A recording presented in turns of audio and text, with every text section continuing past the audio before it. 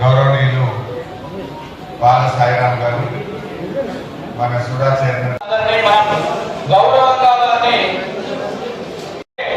మన senior mechanical మన మునిపై గారు వేడుకలందరిగా పడుతున్నాం. అట్లాగే ఆకుల శ్రీనివాస్ ఎవరు అన్న క్యాన్సిల్ చేసిండు వేడుకలందరిగా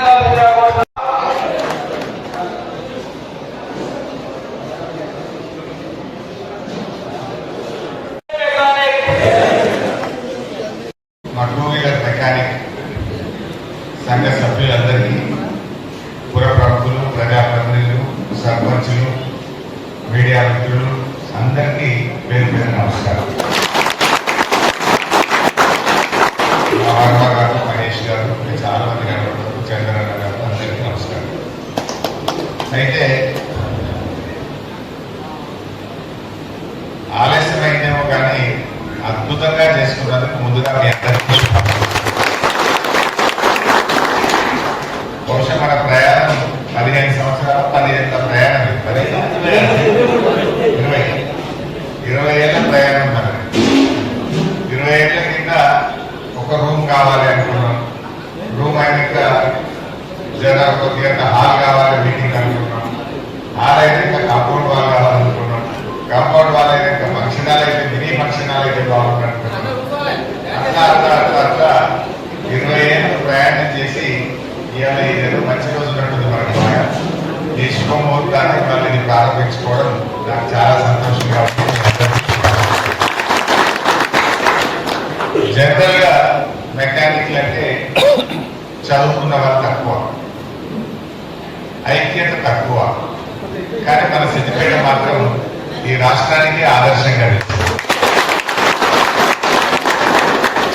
అంటే మన మెకానిక్లు ఇన్ని సంవత్సరాల ప్రయాణం అయినా కూడా అందరూ ఒక కట్టు మీద ఒక సంఘంగా కలిసిమెలిసి మీరు ప్రయాణం చేయడంలోనే మీ విజయం ఉండదు. చాలా చాలా ఈ హాల్ మరి బహుశా నాకు తెలిసి తెలంగాణ రాష్ట్రంలో కాదు, భారతదేశంలోనే 2 వీలర్ మెకానిక్ ఒక సంఘం ఒక భవనం ఉంది అంటే అది మన సిద్దిపేట సంఘం, మా Siddipet friends 2 wheeler mechanic association. చాలా సంతోషం. మీరు ఎప్పటికీ ఇలాగే కలిసి ఉండాలని మనస్ఫూర్తిగా నేను కోరుకుంటా ఉన్నా. మీరు ఎప్పుడొచ్చినా కాదనకుండా నేను సహాయం చేస్తూనే వచ్చాను. మీ గొప్పదనం ఏంటంటే మొత్తం నా మీదనే బరువు వేయకుండా మీరు కూడా తలా ఒక చేసుకున్నారు. అంటే అప్పుడే ఓనర్షిప్ ఉంటుంది. నేను కూడా ఇందులో భాగస్వామిని, నేను కూడా ఒక కాంట్రిబ్యూట్ చేసిన అంటే ఇది మనది, ఇది నాది అనే ఓనర్షిప్ వచ్చినప్పుడే ఈ సంస్థ నిలబడుతుంది. అది నేను బాగా చేసుకున్నాను. అయితే వాస్తవానికి నాకు కూడా మీరు చాలాసేపు ఉండాలనే ఉండే. మొన్ననే కొంచెం డేట్ మార్చుకుంటారు తమ్మి అంటే, లేదు సార్ అందరికి కార్డు ఇచ్చి వచ్చినప్పుడు 4 తారీఖు బరాబర్ రావాల్సిందే అని. అందువల్ల నాకు కొంచెం కార్యక్రమాలు ఒత్తిడి ఉంది. అయినా కూడా నేను మిమ్మల్ని మిస్ కావద్దు అని నేను తప్పకుండా మిమ్మల్ని కలవాలని ఇక్కడికి వచ్చిన.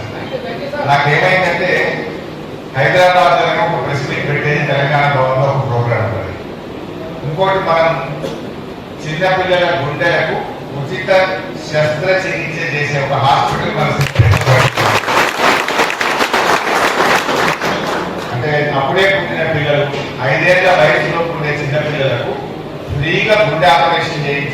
ఆసుపత్రి సత్యసాయి బాబా గారి సహకారంతో సిద్దిపేటలో పెట్టించారు. అయితే అక్కడ 500 ఆపరేషన్లు ఇవాళకి పూర్తయింది. ఇవాళకి 500 మందికి ఫ్రీగా గుండె ఆపరేషన్లు పూర్తయింది. 500 ఆపరేషన్లు పూర్తయిన సందర్భంగా అక్కడ ఒక పెద్ద ప్రోగ్రాం వాళ్ళు 11 గంటలకే పెట్టారు. ఆ సినిమా యాక్టర్ విజయ్ దేవరకొండను ఆ స్కూల్లో చదువుకున్నాడట, సత్యసాయి బాబా స్కూల్లో చదువుకున్నాడట. ఆయన వచ్చి అక్కడ కూర్చొని ఫోన్లో వస్తా ఉన్నాడు. సో అది మంచి పుణ్య కార్యక్రమం. తెలంగాణ ఎక్కడ లేదు. నేను ఆ మధ్య సత్యసాయి బాబా గారి దగ్గరికి బెంగళూరుకు వెళ్ళి బతులాడి, సార్ మీరు ఛత్తీస్గఢ్లో పెట్టిండ్రు, ఢిల్లీలో పెట్టిండ్రు, మా సిద్దిపేటలో పెట్టండి, మా తెలంగాణలో మంత్రిగా ఉన్నప్పుడు పోయి అడిగితే 2 సంవత్సరాల క్రితం పెట్టిన 2 ఏళ్లకే ఆపరేషన్లు అయిపోయింది.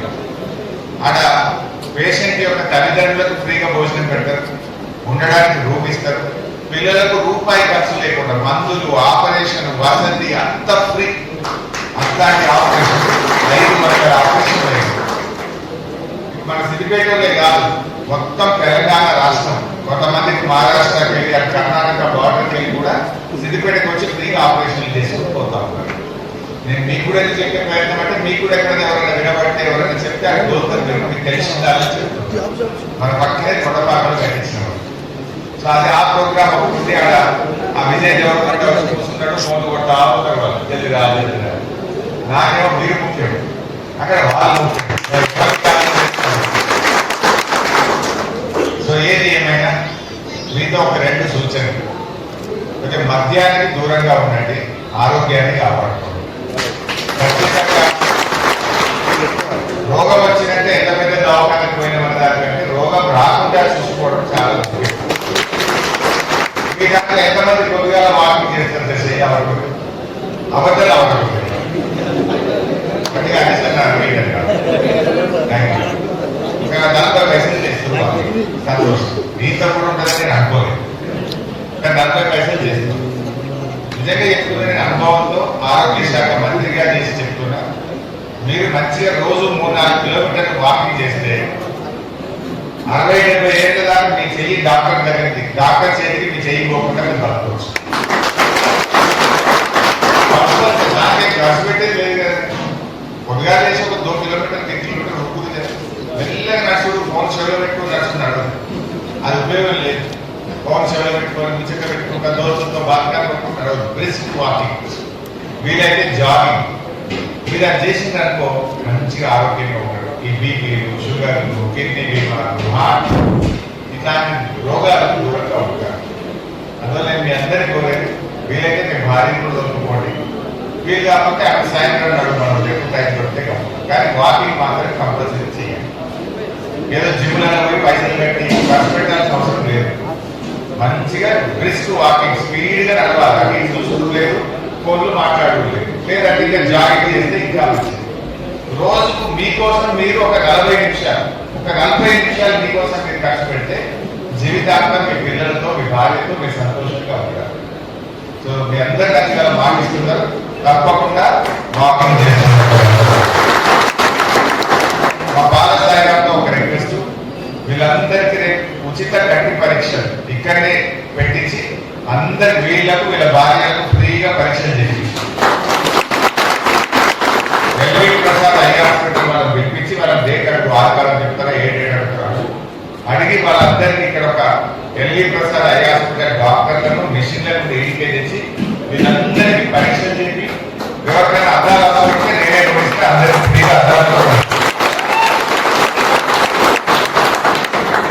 వాకింగ్ మాత్రం మస్తు. ఓకే, వీళ్ళకు ఒక బీమా కూడా చేయాలి. మీ సంఘ సభ్యులందరికీ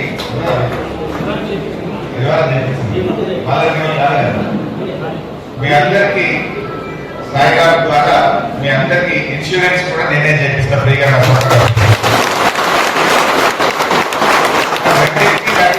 ఇన్సూరెన్స్ కావాలన్నా, కంటి పరీక్ష, కంటి అద్దాలు కావాలన్నా వాకింగ్ మాత్రం జరుగుతుంది. ఓకే, ఒకరిని ఇబ్బంది పెట్టదు, రోజు నడవాలి. సో ఇది కంపల్సరీ చేయండి, మంచిగా ఉండండి అందరూ. నిజంగా కాంగ్రెస్ గవర్నమెంట్ వచ్చిన తర్వాత ఏం జరిగిందో నాకంటే ఎక్కువ మీకే తెలుసు. మున్పటి లెక్క బేరాలు ఉన్నాయా? మున్పటి లెక్క బండ్లు కొనులు లేదు, అమ్ములు లేదు. ఇది కూడా సైడ్ కొంట అక్కడ రియల్ ఎస్టేట్ ఒక బాగా ఉంటూ బాగా ఉంటుంది. అది కూడా బంద్ అయింది. సైడ్ బ్యాలెన్స్ చేసుకోపోరా, ఇక రిపేర్ చేసుకుందరు అమ్మినా వడ్డించిన ఇంకా కమిషన్ వస్తే ఆదో ఐదో పిల్లల చదువులకు ఇంకా దాటుకోవడానికి మనకు వస్తుంది. అది బంద్ అయింది నడుతుంది. పురాణ బంద్ అయింది నడుస్తుంది అంటున్నారు. అంటే వ్యాపారం బంద్ అయింది, గిరాకీలో కొంచెం తక్కువ. గిరాకీలు ఎప్పుడైతే వ్యాపారం నడుచుకుంటే బిజినెస్ బాగా నడుస్తుంటే రెండు బండ్లు ఎక్కువ కొంటారు, 2 సార్లు ఎక్కువ తిరుగుతారు, రిపేర్ ఎక్కువ చేయిస్తారు. ఇది లేకపోతే గుంజిపడతారు. నిజంగా కూడా వీళ్ళంతా కూడా ఈ ప్రభుత్వం వచ్చిన తర్వాత మార్కెట్ అంతా కూడా స్లో అయింది. ఎవరి మొఖాల్లో కూడా చిరునవ్వు తక్కువైంది, ఆనందం తగ్గింది.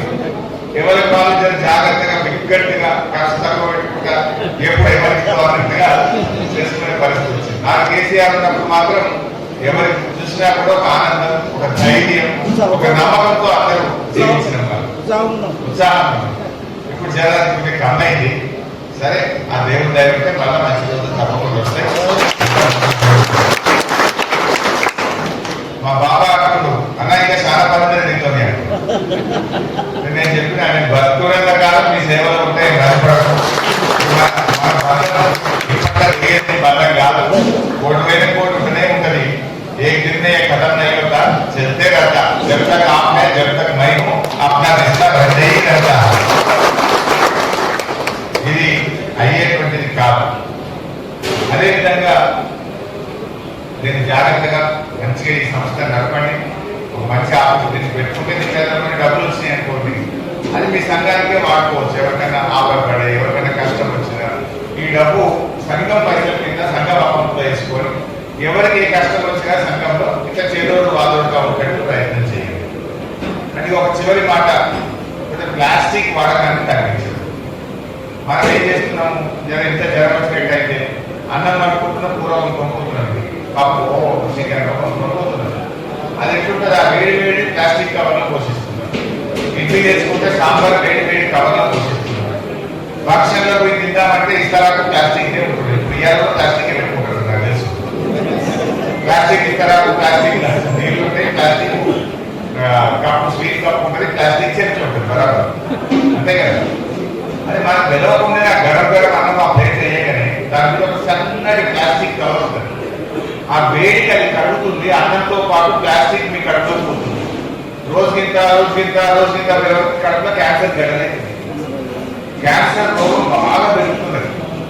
మీరు మీ చుట్టాలు ఎవరైనా మీ గలీలో మీ ఊర్లో ఎవరైనా చనిపోతే చెక్ చేయండి.